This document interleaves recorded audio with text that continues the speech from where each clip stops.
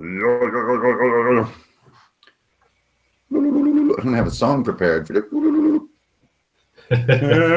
gonna try and do some drawing. We're gonna do some drawing. Me and Jose gonna draw the afternoon away. We're gonna draw some fantasy people. And we're gonna do some drawing. This is like my worst intro song I've ever done. We're gonna draw. It's gonna be great because we're gonna draw. So yeah, I think here I come. Here I come. Am I appearing? Oh, yeah, there I am. Nice. Dear Lord. And there's Jose down there. I think we're are we in effect? Are we I think so. Is it working? I'm not sure I see it yet. Let's see if I can bring it up. Is this the one right here? Yes, drawn with this should be it. So is something happening? Maybe, maybe not. We can spin our wheels until it pops up. Hope so. I'm gonna try and see if I can see the chat. Yeah, that's kind of what I'm doing. I'm looking for the event here. Oh yeah, there it said live now, so that's cool. That's a good sign. Live now. Go there. Yes, I see things happening. There's people. Hello. Oh my. Hello. Yes. Hey guys, Hunter, David, Cyrus, Pierre, welcome, and anyone else that I'm not seeing right now. We got a special show today. This is my man Jose Leite right here, coming all the way from Portugal. Last week. Cheers. You know, I've been lurking on his art for I don't know a few months, and we kind of like always like I don't know just thumbs upping each other's posts. And so finally he just hit me up. He's like, hey man, we should do a stream where we just kick it and draw some stuff. And I was like, that's a great idea. So Jose, thanks for the idea, man. Good to have you. Thank you. Thank you so much. It's a pleasure to be here. I hope I will not make a fool of myself drawing. Well, hey, that's the thing with art. Every time you sit down to do it, there is a % chance that you're going to make something terrible. Yeah, yeah. And that's the excitement. I'm not sure if the chance is higher, actually. It might be higher. Well, I guess you can mitigate that those chances over time. So Jose is an art student working on his master's, like I said, in Portugal, and he came up with a super clever backdoor to do a bunch of cool fantasy art, which is like he's using his current D&D campaign as a sort of a cloak to do all of his school artwork. So he gets to do all this art for his campaign that he's running, which, dude, I think that's a brilliant, that's a brilliant little trick to just be able to do your D&D art all day.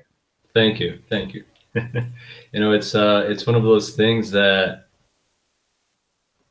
you know, whenever we do a campaign or you write your own story and you're like, hey, maybe I could do something else with this. Maybe I could, maybe this could become something more.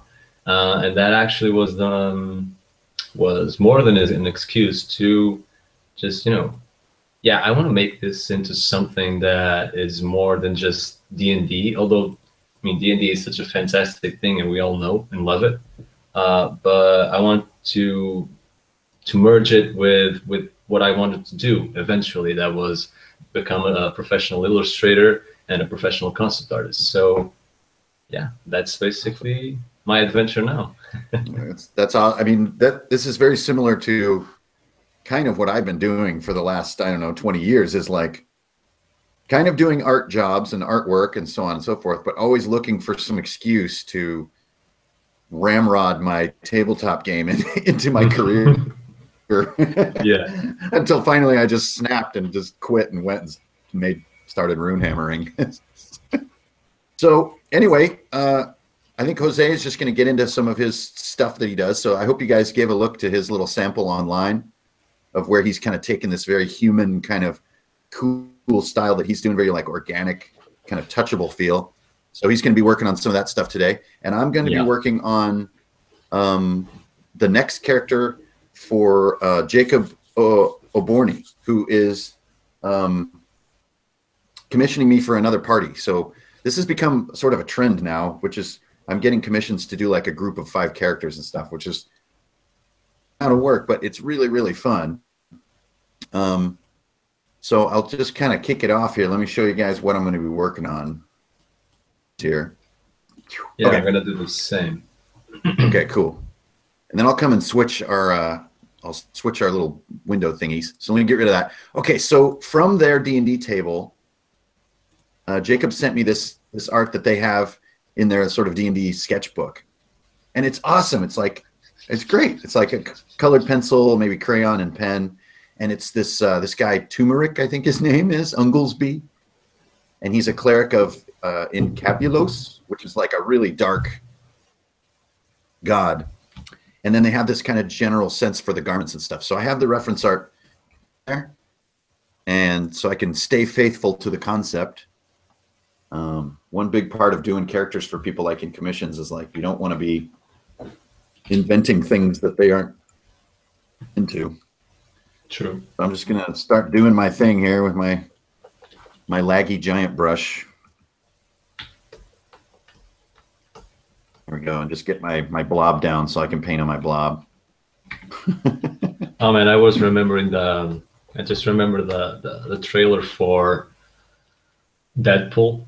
Oh yeah, so great. I immediately remembered someone said in your last stream you were Blob Ross. I mean, yeah. I was just totally. This is totally Blob Ross. Oh man, that video just killed me this morning. It's so great. I'm just gonna whack off again. Oh yeah, that feels good. Okay, so one thing you don't want to do is eat these paints. You can take it from me on that one. He's just so awesome. And then when it went over to the real Deadpool campaign or commercial or trailer, and it was like disappointing. Yeah. Deadpool trailer, the Bob Ross stuff is way better.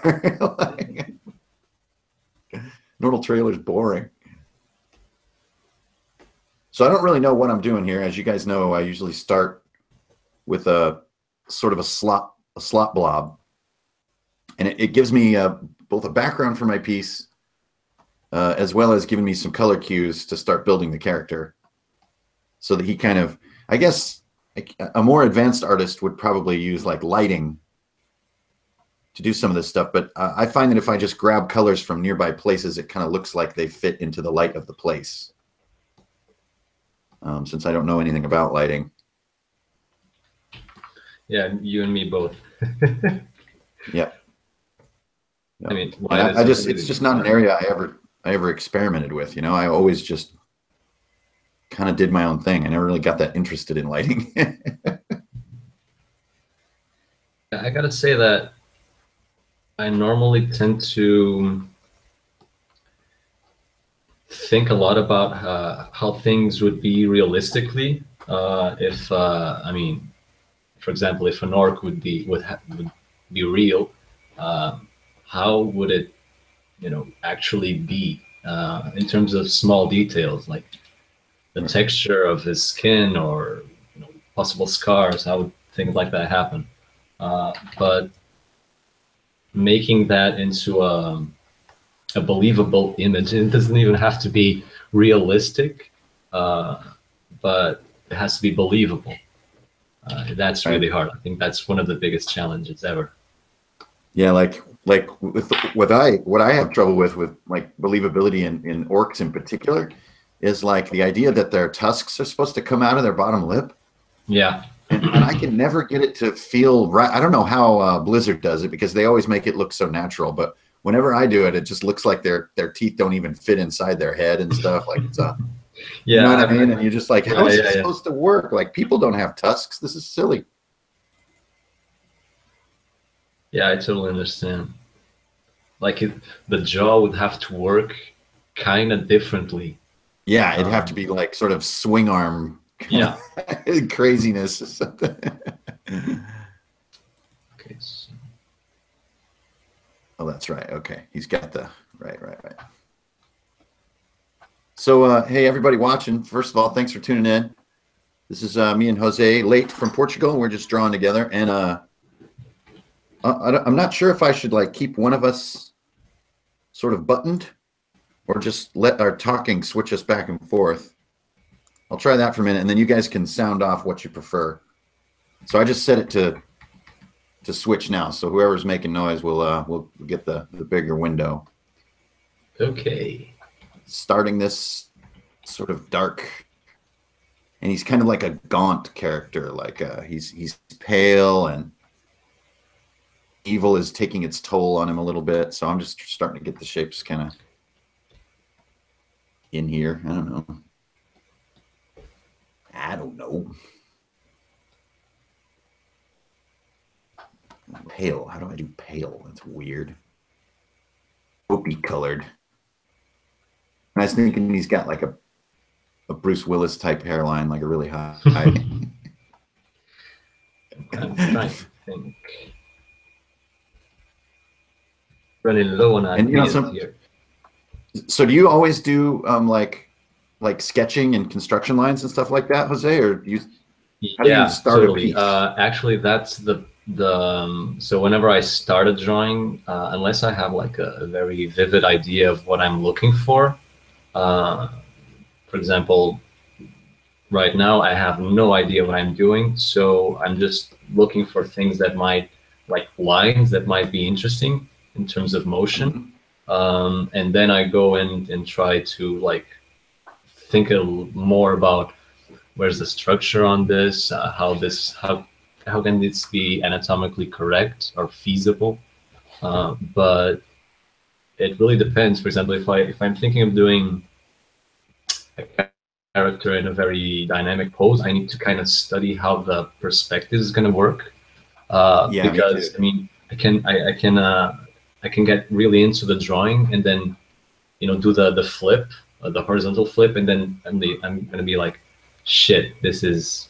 not good, this is completely wrong, and have to like lose 2 hours of work because correcting and things like that. Right. Yeah. If I'm doing like a very like athletic pose, I definitely have to like look it up in photographs and see how the limbs are gonna like occlude each other and stuff. Like, I just can't do it off the top of my head. I'm not to that level. But if it's a pretty straightforward pose, which actually I prefer for most of my stuff, because I found that if you do too much of a pose in a portrait, it can feel like they're sort of like dancing for you, like they're trying to show you their limbs or something, and it looks silly. Yeah, I understand what you mean. Yeah, like, look at my arms, look at my legs, they're all sticking out so you can see them, and it's kind of like So I like sort of just very straightforward, simple kind of posing. Yeah. I guess like in terms of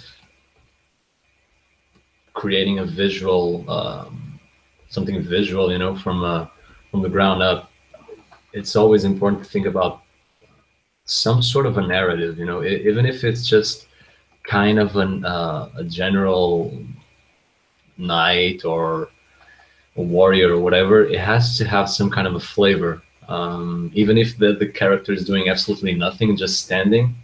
There are things that can be added to the image that, and that, in my opinion, it should be added to the image to grant them like, yeah, this guy, maybe how he's posing, maybe he says something about himself. Maybe for example, the one I'm doing right now, I think I'm doing a sort of a old Viking, not general, but barbarian sort of like, but he's like old, but he's like arms crossed, and maybe he's like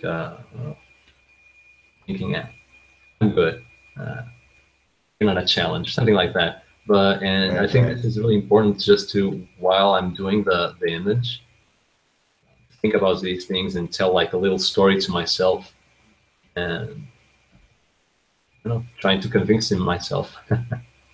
Yeah. A lot of times I'll you probably have been talk about this in art school, which is like, I will often wind up making the faces of who I'm drawing, and like I will start living inside their head.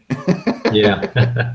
And like I'll actually be making like a mad face while I'm drawing, and not because I'm angry, but because my character's angry, and I'm like, and you're trying to I'm feel just that. in there. Yeah. Yeah, you want to feel how it's going to come across in details. You know, whether or not you paint them all in. So do they have cool kind of esoteric elements like that in your art education? Do they talk about like narrative and stuff like that? Well, yes, I had while I'm in the masters. Yes, there were a lot of but one or two courses that talked about visual narrative, and I think that was really important. But I guess that a lot of what I do, I try to search for myself and try to educate myself. And I mean, there's tons of resources out there and people talking about this, especially on YouTube. There's tons of channels.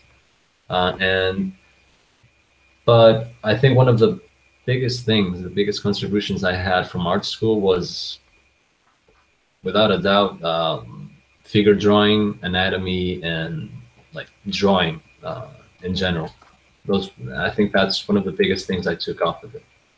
Yeah, I mean, it shows in your work too that that's like where you feel the best. Like, is that very, you know, I don't know, tangible sense of people that seem like they're totally real.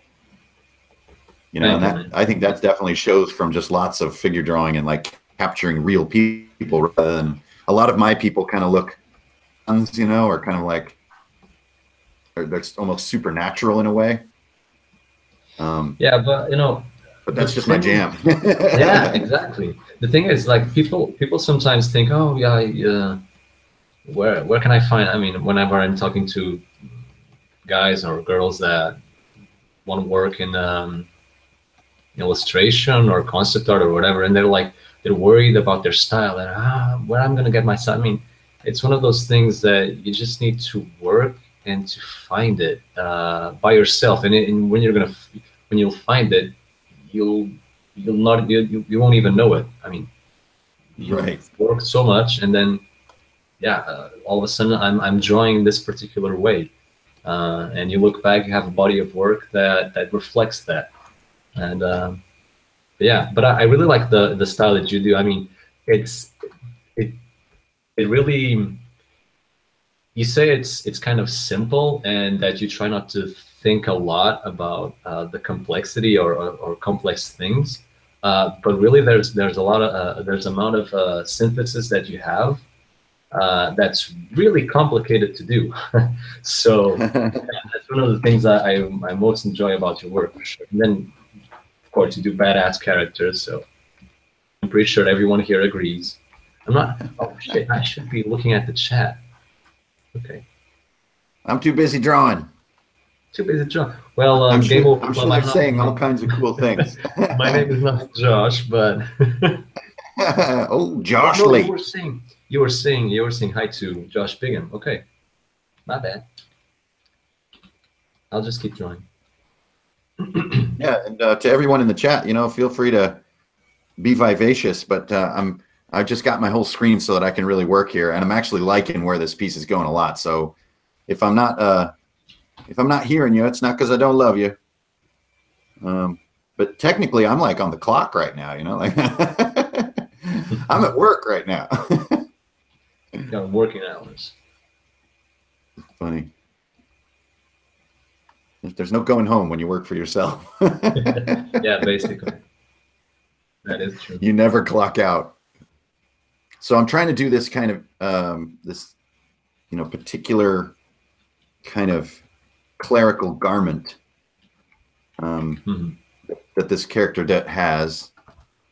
So that's just where I'm starting to spin my wheels a little bit. I mean, not in a bad way, but I'm just putting like some time in here to get something interesting. So this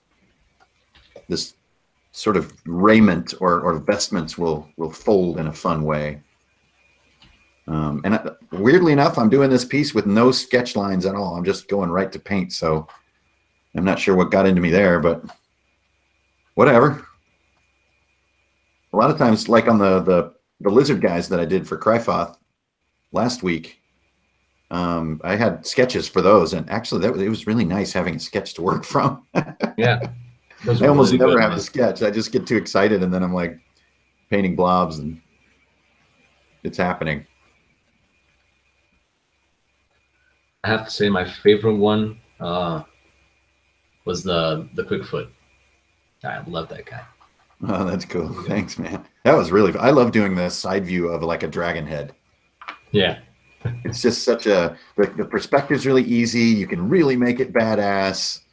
You know, you tend to succeed at drawing things from the side like that because it's simpler, you know. And oh man, that was fun. Love doing that stuff. And then especially doing it live is kind of, I'm a little more used to it already, but that was really the first time that I did it. And I was just like, I have no idea if I'm going to just completely botch this, or I don't know what's going to happen. Yeah, it's actually okay. I want to put this symbol on his tunic here. It's actually the what was that? Was that? Sorry. Yeah, it's actually the first time I was going to say that I'm drawing for like an audience, although I can't see your faces. But I hope you're not cringing or anything. But yeah, I think it's really fun to watch. It's like, it might not be the most like adrenaline pumping material that you can put on YouTube, but real about it. And I like that part. It's like, yeah, I think it's something soothing about seeing it unfold, like see someone else doing it. Because I watch these kind of videos too, and they're kind of hypnotic. Yeah. And then, yeah, so people are just chilling and drawing. His head is way too big. I hope so. I hope everybody's drawing along out there. Yeah, man. Hell's to be. Your world. All right, I'm getting this evil eye type symbol on his raiment, and then I'll put some little stitches. So most likely I won't, because I'm a really slow drawer, because I do a lot of mistakes and then I have to correct them. So even though I'll probably won't finish this, I'll maybe later today or even tomorrow I'll post the final art. Nice. Kind of image at least, and awesome. The Runehammer page. Yeah, I wish I could just sit and watch you right now, but I'm doing my thing. But no worries, man. I'm peeping you too. So I'm secretly watching you. So it's kind of got like a Mephisto vibe on this guy. Yeah. Just want to keep these. He is a cleric, so I'm trying to keep. You know, you probably felt this too, Jose. It's like you accidentally make really athletic people like all the time.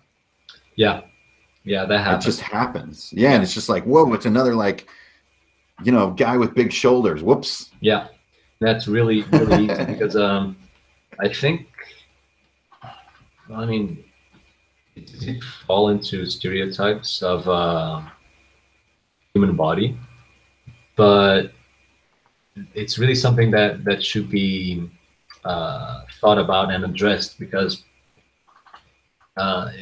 especially during my master's project, I was I have three main characters. One is a human fighter. The second one is a dragonborn cleric, actually, and the third one is a tiefling monk. And so I was drawing them, and I was like, oh damn, they have the same height. They can't be. So that makes no sense for them to have the same height or have the same constitutions. But I only figured that out a little bit late, and so I had to go back and correct them as usual. But it's really an important thing to map out how characters differ from each other, not only in like the amount of muscle, but also how their posture, you know. Yeah, like how they carry.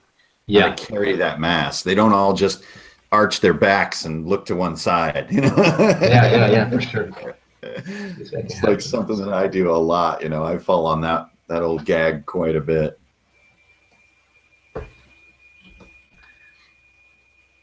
So, and also drawing like women, I think it's also really easy to fall into the same mistake.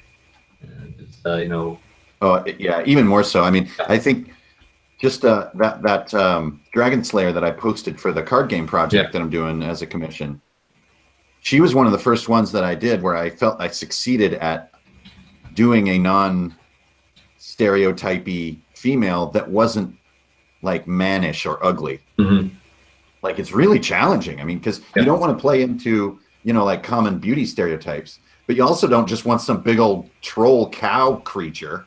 Yeah. You know, you want her to be attractive in some way, and that can be very, very elusive, at least for me. Like the details of the body more so than the face. I can definitely do like a tough girl face. Mm-hmm. But the body, man, it's tough. Like to give a girl like sort of bigger hips and maybe like it's not easy. It's really weird. I think it was Mobius. You know the comic book guy. Oh yeah, he's absolutely brilliant. Yeah. The crazy ballpoint pen wizard. Yeah, dear God. He usually said that, like, women are, for men, women are specifically difficult to draw because we tend to think of them as very soft and not as hard-edged as men because we try to think like, yeah, they have to have that sensual look and soft and everything nice, but everything nice. Yeah, but it can really be described that and well, visually created differently, but it's not an easy thing to do, and I definitely haven't achieved that for sure. I think my women are still very, not very, but kind of generic. I've started to think about that and try to move this the other way and vary. But yeah. Well, I like the one that you've been doing, the sort of the spear fighter girl. Yeah, she's really cool, man. It's like it's very I don't know, it just feels like it could be someone that you would actually encounter. Thank you, man. Whereas like my women tend to feel like, you know, more like sort of a painting of an immortal or something. Like I very seldom get that kind of you know, touchable human element, but it's just not something that I go for. I just kind of don't dwell there. Yeah. So I kind of mucked around with this the pose on this guy, but something about him just feels like his arms should be down. It doesn't fit his story around. Even though I kind of want to show like some cool like Doctor Strange hand poses, but I think instead I'm gonna keep them down here. So it's like anyone watching, like, I mean, I'm probably doing what you're watching me do right now, you know, 20 or more hours a week at least. And I still totally have moments where it's just like, that whole direction's kind of sucking. I think I'll just bag it. That's exactly what I'm doing right now. Yeah. So if you have that in your art, you know, don't get frustrated. Just kind of truck along and enjoy the fact that you're still doing what you're doing. And don't worry about like if you're doing it right or you're backing out or you're hitting undo too many times or whatever. Just, you know, my motto: if you're happy, you'll do your best art, and if you're frustrated, you will not do your best art. Yeah. I agree for sure. I mean, that pose for me wasn't working on this guy, so now he has kind of this belly.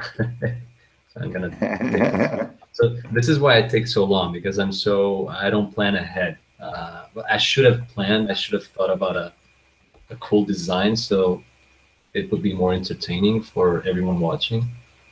But like a true lumpy head, I have no idea what I'm doing.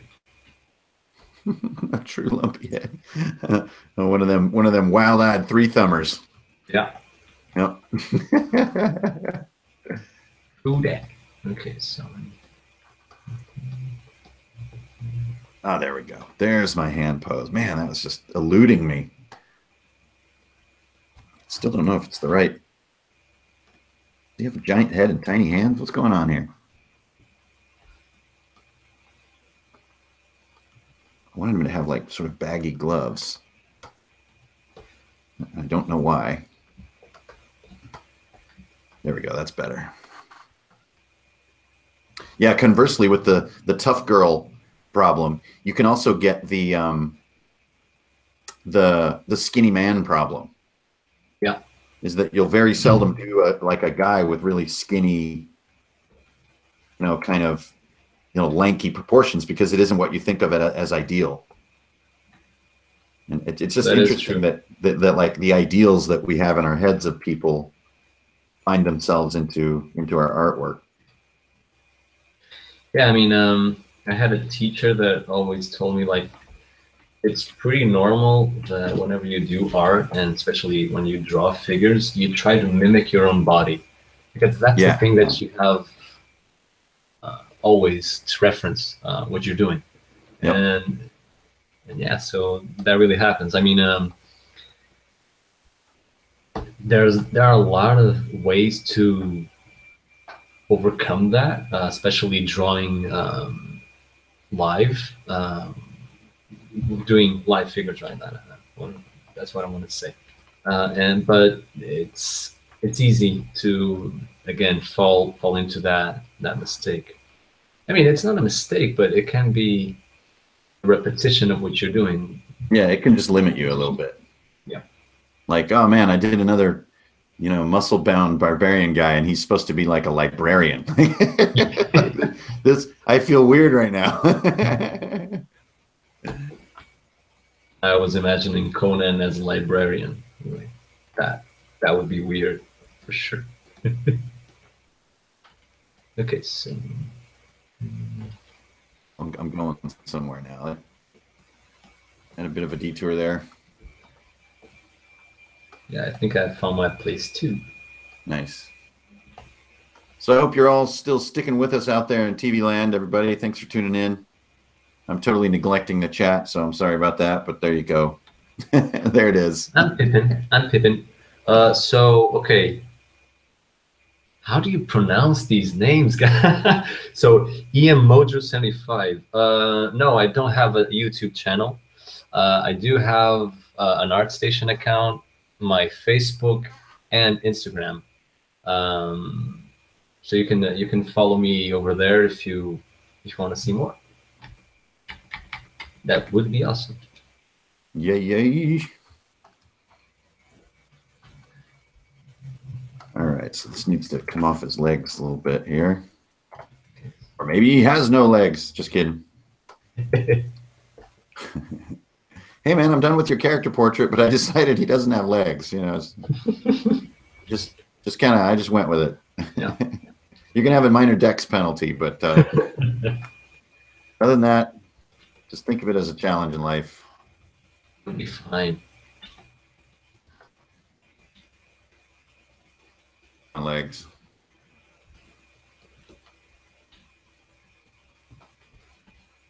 Oh, cool. He's like got something in his hand. I'm just not quite sure what yet. I mean, it could just be his symbol. Whoa! What happened? I went into infinite space because I hit Alt Tab. Oh man, I should probably hit Control S, huh? Oop, there we go. Oh yeah, I should do that too. So I'm gonna save in 2 separate files. Oh dang! I don't want to. Yeah. I don't want my PC to have another mood swing.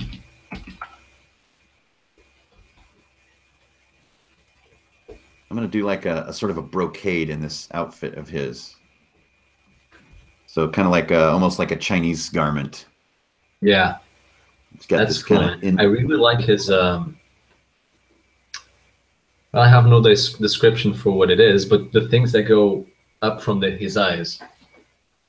Oh, yeah. I don't know. It's just in the description, it says he has like black makeup around his eyes. Wow, cool.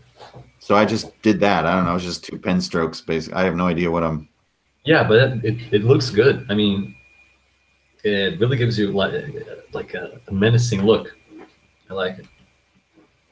It's dope. It is dope. We definitely want to be making things dope around here. For sure. That's when you know you're on track. Yeah. When it's dope. I got this. It's dope. Nice. Okay, good. Getting there. So you guys can probably see like everything that that I've been talking about in recent painting streams. I'm kind of just doing here without it really narrating it. But if you guys have been, I know a few of you have been working on stuff, so you can probably just see me doing it without talking about it, which is, you know, like doing the sort of color mixing trick and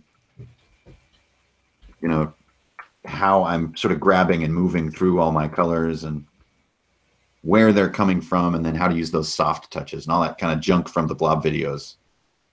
That's what I'm doing right now. I'm living it.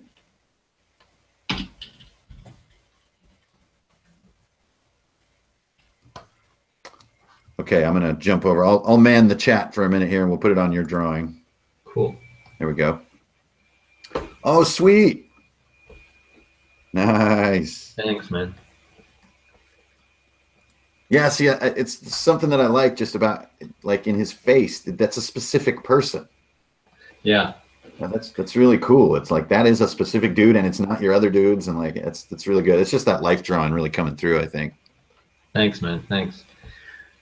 I think I don't know.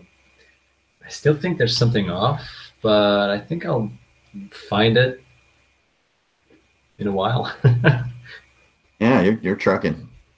So how you guys doing out there? How many nut jobs we got on this stream? I don't even know how to find that out. I'm sure there are people. There's a number of people here. Specific number. Green Bay, yeah, cool. Yeah, hey man, you try to find the female body itself. Yeah, it's the non-generic. I think so too. I think drawing women isn't the hard part. It's finding new kinds of women that aren't you know, stereotypical and so on and so forth. Yeah. Yeah. So hey everybody, thanks for tuning in. It's actually nice to just sit here and watch Jose draw. Oh, no pressure. Oh, cool. Yeah. He's got that slat armor. Yeah, I was thinking about giving like a scrap kind of armor. That's cool. Yeah. Yeah, nice. And then he's kind of stitched it together. That's dope. Oh, that's right. And if it's dope, then you're doing that thing. Is that gonna be the word of the night? Dope. It's so dope. Hey, what's up, Space Knight? Hey, there's Grizzly. What's up, dude? Nice to have you, John. Draw dwarven women with beards. Oh man, now you want to talk about difficult? Oh god, that no, is not please, easy. no. I mean, you got some disturbing stuff. Yeah, I'm still struggling with dwarves in general. The bearded dwarven women. Oh god, please have mercy. That's way too crazy. Oh, that armor idea is really cool, man. Thanks, man. I'm digging that. That's kind of out of nowhere. Yeah, cool. So everybody's just kind of chilling out in there. That's great because that means I don't have to mess with it. Cool. And I'm gonna hop back. I'm gonna hop back on my business. I'm gonna get back in the salt mine and keep working. Okay. Oh that's yeah, wow. After looking at your piece and then warping over to mine, it's like, whoa, I'm in crayon land.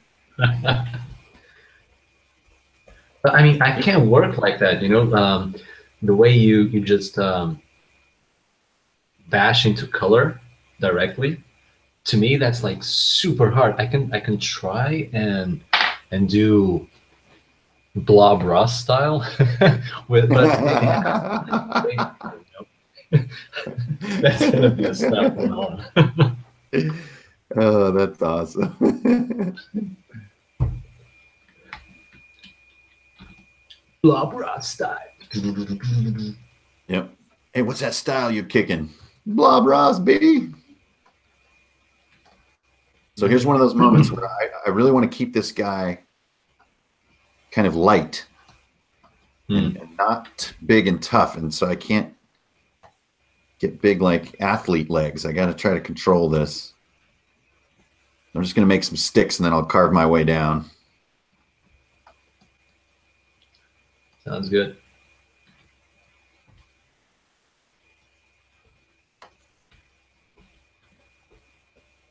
I'm trying to think.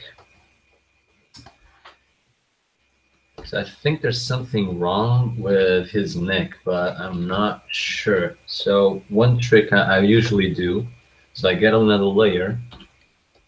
I mean, this is all this. This is not even a trick. This is just like trying to correct what you've done wrong, and try to understand where his shoulder's at. Then it's like a line, and then oops, his rib cage. I don't know. Maybe it's not that bad. There you go. Yeah, you okay, just gotta believe. That's all. Yeah, but yeah, his arm is way too short. And this one, yeah, 2. I got tiny arms. That's what he's saying. So, Help! help me! I can't reach any of my stuff. Way Can't too get my big. dishes.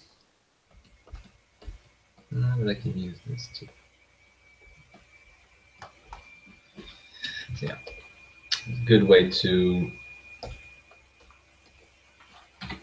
find your mistakes. It's just like doing some guidelines, like just throwing a line where you think a line should be and see if everything's matching up, you mean?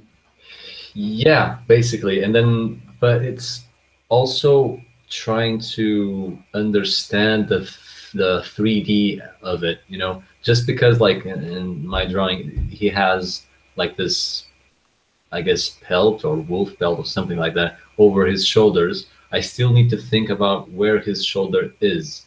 Right. And if I know that, I know how, or then I can discover how the wolf belt is going to lay on his shoulder instead of just trying to draw the wolf belt and then not think of what's underneath. Right. I guess that's what I do when I try to draw complicated. I mean, not complex figures, but they have like a lot of layers. What am I doing? So this is way too big. That's one thing I am just awful at. I can't, if anything takes layers, like I just get impatient. I mean, you know, more than 2 or 3. Yeah. Yeah, I just get impatient and wind I up just understand. flattening it all and bagging it and using my eraser tool and just being dumb. I must confess. It was I must confess that that I was like that, but lately I've been using layers more and more, especially with painting, because I want to push specific effects or results, or try to use something a little bit more complex. But yes, if I don't name my layers, I'm like, okay, so what the hell is layer 38.2?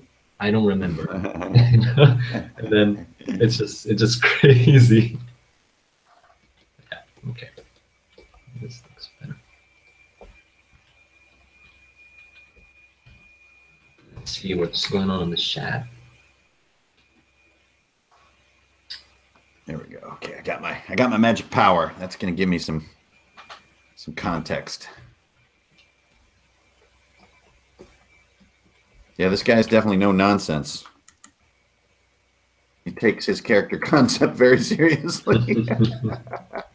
I am not here for comic relief. I'm here to kill men and beasts.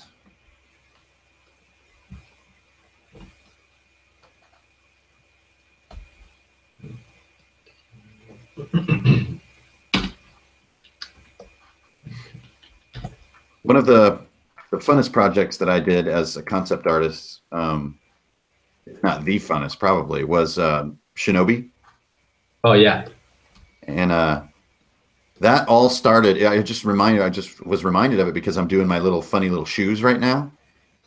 And when we were getting ready to do Shinobi and we weren't sure who the concept artist was going to be in the studio, I submitted some pieces to our art director of how I was kind of visualizing Shinobi.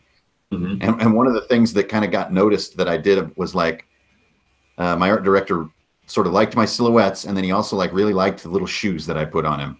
Because you know, sometimes little shoes can be kind of hard to make, you know, believable and kind Yeah, of cool. that is very true. That is very true. You know, like with a very simple shape though, without like getting into drawing a whole little shoe. And Yeah. I don't know, it was just funny because it's like people used to joke around that I was like, you know, I was the guy who draws feet and stuff, and I'm all about the feet, and like it was my thing or something. I don't know. I was just like, well, like, you gotta have the little ninja feet. I mean, Yeah, true. but man, was that project a blast! I tell you what, that was a dream doing that. That's us. I really want to work in one day when I get good enough, hopefully, like to work in a studio. I definitely want to have that experience because like working alone is, I mean, it's great. You're your own boss, and that has its problems too, of course. But I really want to have that experience to just, you know, collectively work in a creative project, and yeah, Yep. let's see Yeah, I mean, what that might you happen. learn a ton when you're Also sort of your pants are off for your peers, and they're just like right there, and they're like super skilled and awesome, and it's like in your face, you know. But it's positive, Yeah. you know, and that is definitely a huge way to learn. I had the privilege of working with a lot of really talented people. One of them was this cat named Brian Laver. I think online he's called Lava Lamp, but Okay. he did some environments. I mean, he does all kinds of different art, but the stuff that really blew my mind that he did with these environments, and he would do like nature scenes, and he would just freaking kill it. I mean, I couldn't even. It was so dope. I kind of couldn't even. I didn't have the mental tools to even understand how he was pulling it off. And so then I started to think like, well, he's got to be using little pieces of photos or something to get it to look so dope. And so like I'd hover over him now and again, and he's not using anything. He's just painting it. Yeah. And I'm just like, how do you even know like what color that like light bouncing off snow, bouncing off a bush and landing on a rock? How do you even know what that is? It's just like, it's uncanny. Yeah. Yeah. So like being around that is really good for you. Yeah, I mean, but again, it's like it's working your creative muscles, and it's thinking about how things might work. And to me, I have that example of in human anatomy. Whenever I think about a torso or a head, I have to visualize it as like a 3D model Right. in my head, and I can, or at least I try to. That's kind of my struggle. Is to rotate it and put it in the way that I want, and then I try to draw that or paint that. Of course, most of the times I fail miserably, but you know, it's all part of the work. But it's amazing. Yeah, I mean, some people have fantastic abilities, and I'm not like a really big believer in talent. As something that dictates everything in your life. I don't really honestly believe in that. If someone would tell me, okay, so it's not talent, it's maybe a natural occurrence that it might happen, okay, I might accept it, but maybe it's maybe like just 1% of what you're doing. I agree. Yeah. It definitely helps. There's no denying that. Yeah, for sure. It helps, but I think the muscle concept is the central concept of getting good at art. I think once so, you too. accept that that's the case and like face that hard truth, I really think it opens a lot of doors for you.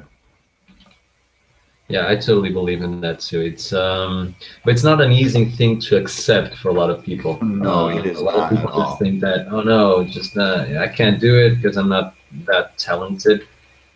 It's damn. I mean, I've seen a lot of people that weren't that talented, supposedly, getting or doing things that were completely mind blowing, and Yeah. so Because yeah. they stick with it. Exactly, and they try and they sweat and they bleed and they, you know, work their asses off, and they get somewhere. Yeah, amen to that. And I think True. that can also be hard for some people to accept. Is like, there's not going to be a point where I just like get good and then I'm good. Yeah. Like, no, you're going to have to freaking struggle. It's just like the gym. It's like if you go to the gym for a month and then you skip 2 days, like it's over. Start again. Yeah, you start again. It's absolutely brutal. And I think it's the same with practice. Like you have to practice forever, basically. Yeah. But I mean, if someone does this professionally, I mean, they're doing it for life. I mean, at least I'm doing it for life. I can't imagine myself doing anything else and being happy. But yeah, it's kind of, that's it. Okay, so have a little bit of a proportion problem here. I need to warp him a little bit. There we go. Okay, that's better. I also have a bit of big head because sometimes if I just do the head all by itself in the beginning because I get excited, I wind up with weird head sizes. Yeah. Because I just get so interested in the head, I don't even care about the rest until I'm satisfied with it. I mean, but that's kind of natural, you know. Whenever we draw or paint figures, at least characters, the head, especially the eyes, are the first things that anyone's going to look to. And not only there, because our brain is programmed to search for it first and try to connect with whatever we're looking at. And that's a really powerful tool for anyone that's doing art and doing characters, to think about that, because then you can, it's like one of those, what's it called? When you have a magic trick, you misdirect the. Oh, right. Yeah, misdirection. Yeah, misdirection, exactly. Yeah. See, I told you my English wasn't that good. Oh, yeah, unacceptable. This stream is over. Oh, no. The English is too bad. It's a bit rusty. Yeah, I think so, a lot of people actually, when they're learning to draw, they start with eyes and stuff because of that instinct. Yeah, basically that's it. And but then you don't need to add so much detail to other parts of the image. You can use that to focus on things that are gonna matter more than others. It's kind of like creating a hierarchy of things to work in the image, because images that are fully rendered and completely focused, they don't work as well, because they might be technically fantastic and have like great lighting, great anatomy, great perspective, but if they're completely detailed from one point to another, you lose, you don't know where to look. You know, you're looking all over the place and there's no motion. That's why composition also is a really big thing whenever anyone's creating an image. Yeah, like you can lose your energy. Yeah. I actually have my buddy Phil Warraby is one of the lead artists at what are they called? It's called like Electric Image or something like that. But anyways, they do a lot of movie posters. Mm-hmm. And their assignment is always kind of the style that has taken over movie posters these days, which is like this hyper real kind of look. Yeah. Where it's like mega detailed and kind of like overly sharp and crispy and everything. And, you know, I don't even know his tool set that he must use. Like they do all the stuff like for Transformers and, you know, G.I. Joe and all these kind of big franchise movies is his job. And so they have to not only treat the property with like a lot of respect, but do this kind of hyper real Hollywood look. And whoa, that's all I can say to that is whoa. Yeah, it's not easy.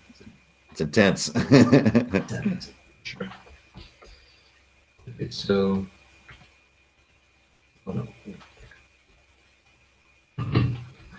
so let me check the chat. Chat check.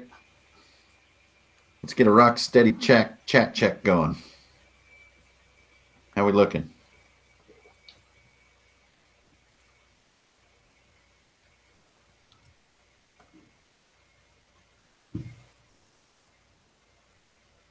I know he was supposed to have a book too, but I think I'm going to give him the symbol.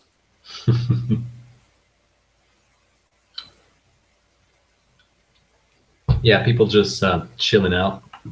Oh, that's great. It's like the art club in here. It's just like everybody pull up a recliner, get a cocktail. Let's do some art. Let's do some art today. I'm doing his symbol kind of like a sort of a rosary kind of thing. Like, got this sort of bead chain thing going on. Yeah, it looks really good, man. Really like it.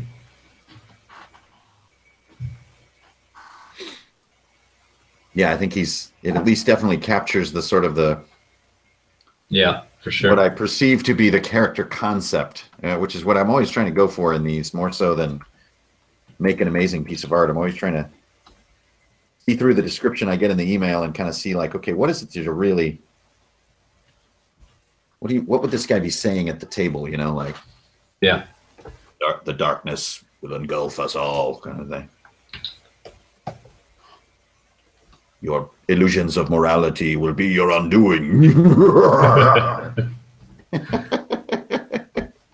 I'm going to keep this brocade shit going too into his other garment. I'm going to do non-glyphs. So I'm just going to do these little S's. So the way that I do it is I'll grab a color and then the adjacent color. Yeah. Penetrate them into each other. And then keep doing that. And you get like sort of a little messy kind of design. Yeah, that really works.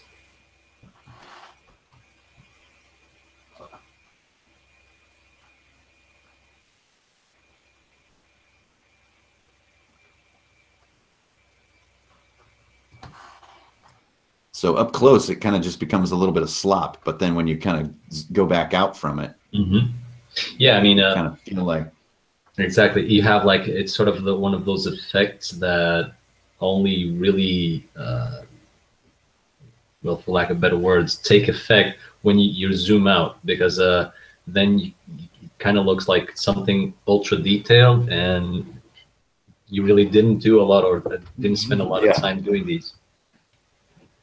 That's really cool. I have to say it, man. It's dope. Hey, man, that's pretty dope. That's pretty dope, man. You must be doing it right, because that's dope. All right, the closer I get to the feet, the less I need to do, because that's how I roll. I don't get out of it entirely, so he needs like some boot tops. Just put some little belts where he's tying his boots off. Go. I'm going to finish in this symbol, and this is going to be where I'm going to earn my money right down here. Make this symbol really cool. So it'll be like metal. He has this big metal symbol of incalubos or whatever I think that's how you pronounce it. A really nasty god. I looked it up. It's like this player must be pretty gnarly. Which one is it? Incalubos, I think it's what it's. Incalubos. No, I've never heard of it. Like a sort of a demon god kind of a thing. Okay. Classic D&D business. Yeah. Okay, so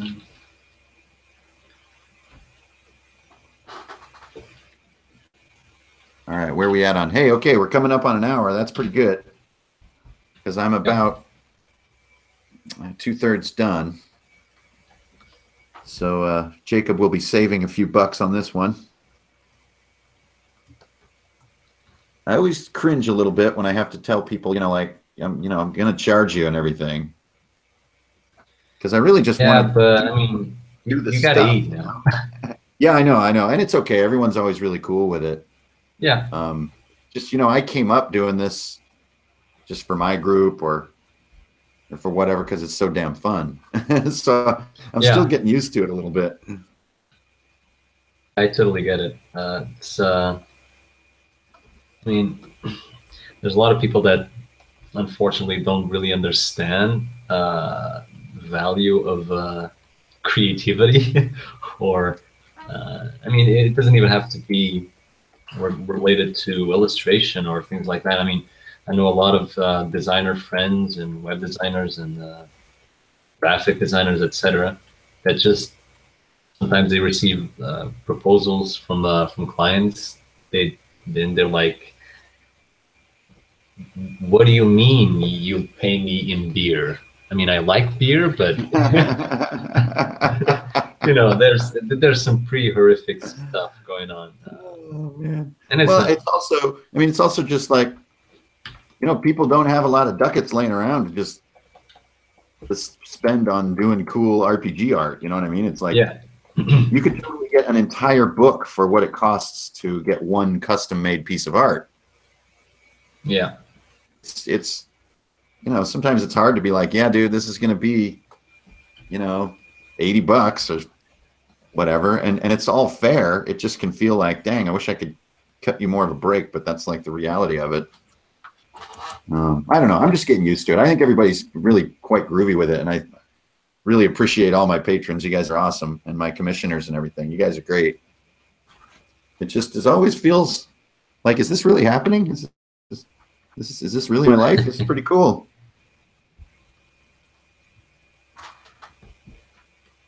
Okay, so I changed I took off the spear that he had.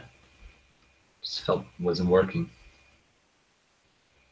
I'm gonna get him a little sword. Nice. Sometimes you just got to have the courage to admit that it's not working out. Yep. Oh no.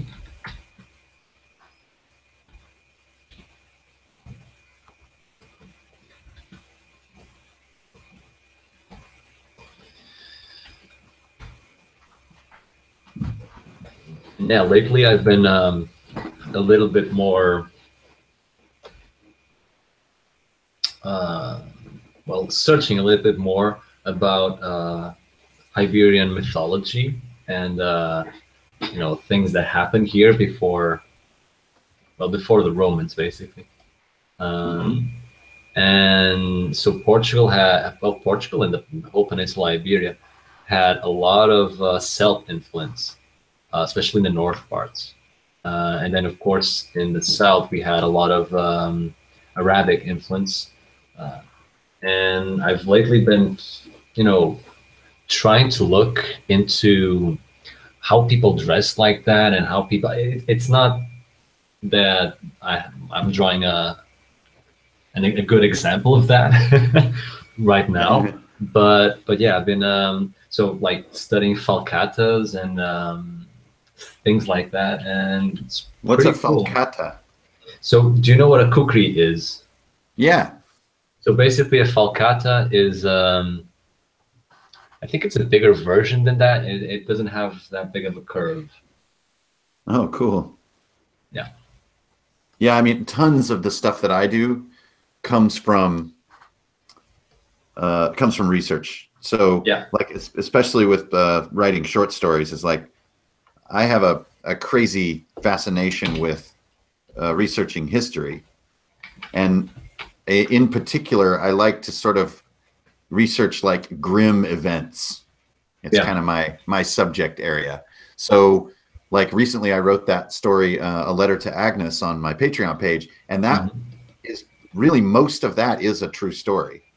Really? About an actual ship that was like frozen up in the Arctic Sea, and all the bodies were sort of found frozen in position on the ship like 30 years later, and damn, all that shit's real. But then I kind of added the last part where the kind of the ghosts come out of the ship, at the end and everything. But all that started because I just stumbled across this crazy awesome story.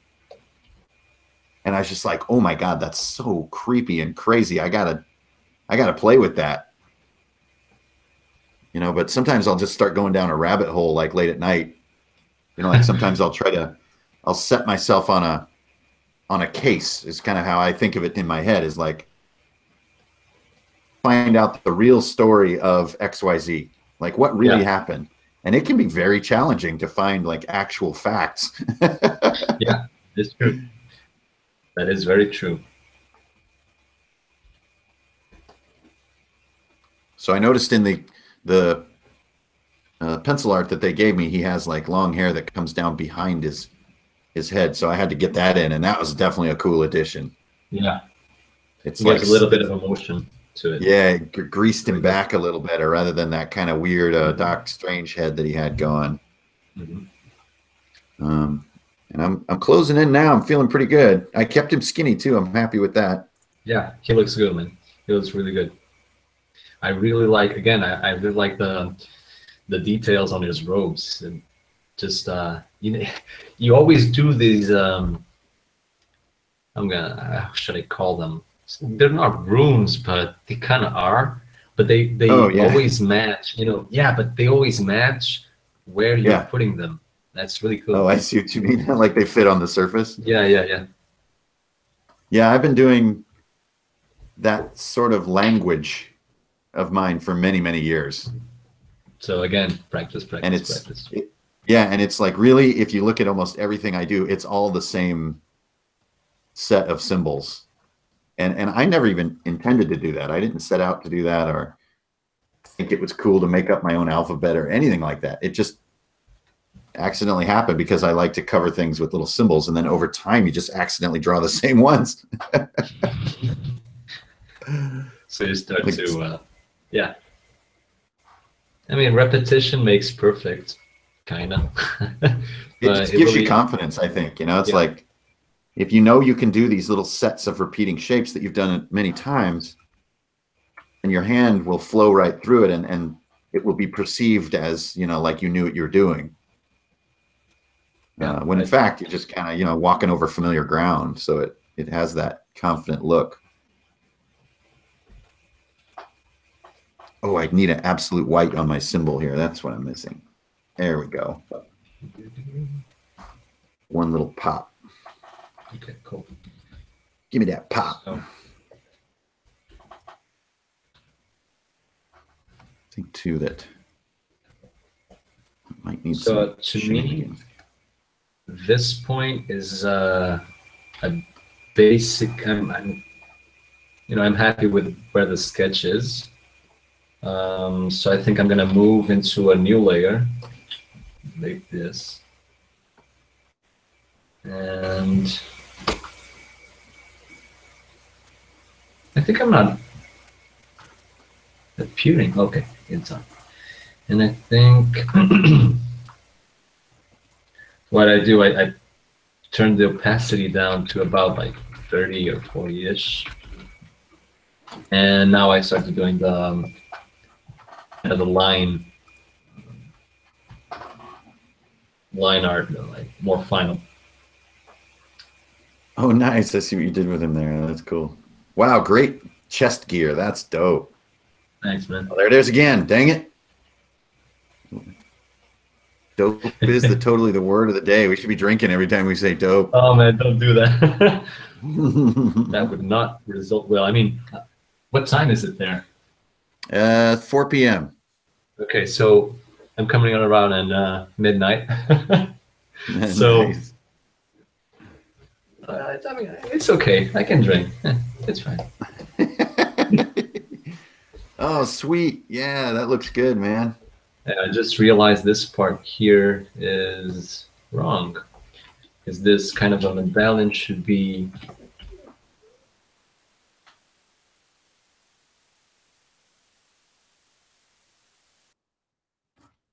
Oh, might have had a mood swing on his computer there. So, hey guys, 100 Years Boar. Hey, what's up, man? We got Nishan Nakfez. We got Darth, King James. What's up, y'all? Good to have you guys. Let's scroll up a little bit. Wavy sword, man. I'd love for some someone in Hollywood to respect Transformers. Hey, man, it happens. Sometimes people could be real. What do we get? I was thinking something between Hellboy, Baron Mordo. Mordo, man. Mordo's awesome. Yeah, thanks for tuning in, everybody. We're coming up on an hour. I think Jose might have had another hiccup on his computer. But hey, Kat, what's up? Jose Perez, how you doing, man? And of course, the incomparable Michael Maitland. Gary Knowlton, what's up, dude? Hey, Cankering. Great work, man. Thanks, dude. Appreciate that. Always fun. You know, it's really fun, too, to sit down with Jose in particular, because his style is just completely 180 degrees from mine. And so in the spirit of universal love between all humankind, I think we're demonstrating that in our own small way here, which is like, there's room for everybody on the big old world to do all this different stuff, and it's all good. One isn't better than the other. Everybody can just jam, and it could be a good time. Yo, Yusef Creso, what's up, dude? The methodology you have for prepping. Oh, yeah, the bullet method. Hey, cool, man. Glad to hear it. I'm kind of in that boat that a lot of you guys described to me being in right now, which is I'm kind of prepping a campaign, and I'm looking for players that I am really certain are going to be able to show up every week. I want to do a weekly game. I don't want to do a monthly game. And adults who are my age are very hard to find that are willing to really get into the game. So I'm in that challenge right now. So my search for Ubermensch players continues. Nishanok Fez, the setting I'm doing is oh, hey, what's up, man? We're just chewing the fat over here. Cool. The setting I'm doing is like, it's going to be something kind of like a hell world. And I'm not quite sure what form that's going to take yet, but, you know, a little bit of Dante's Inferno, a little bit of Lost Gods by Brahm, a little bit of Dark Sun, a little bit of Dune, a little bit of, you know, Faerun and Alfheim from my book. But with this kind of hell tone on it. So I'm not sure how that's going to come together, but I also wanted to take the Pantheon directly from Lost Gods by Brahm, that novel, and I wanted to put that Pantheon right into my game.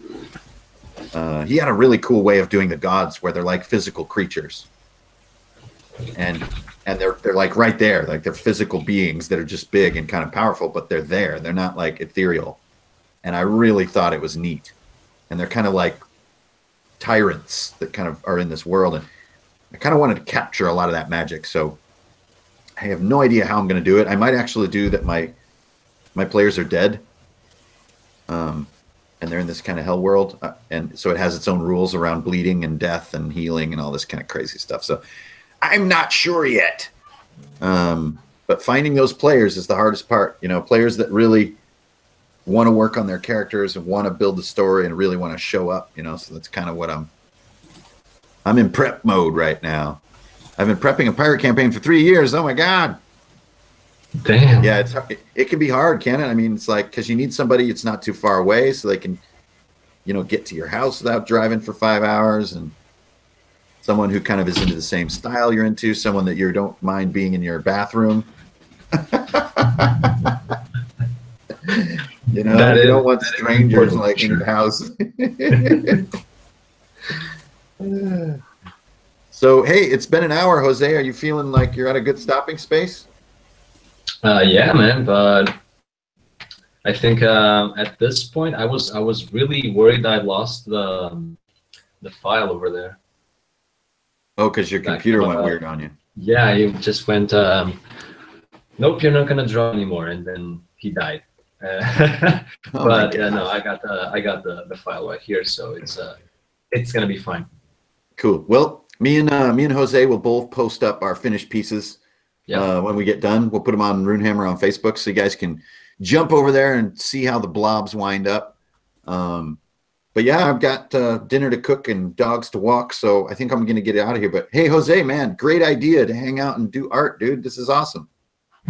Thank you, man. Thank you much. Thank you for for everyone that was with us watching. I'm now looking at the chat right now. Okay, here I am. Yeah. Thank you, lumpy heads, crazy weirdos, and thank you for accepting the challenge. Yeah, man, it's fun. The challenge, but it was really good, man. It was awesome. Yeah. So thanks everybody for tuning in, and I guess we'll see you in whatever wacky Runehammer adventure happens next. So keep it real, don't steal. You always get a deal, and we'll see you guys next time. Okay. Strength. Exactly, man. Strength, honor, and beer. Amen, brother. All right, later, guys. Cheers.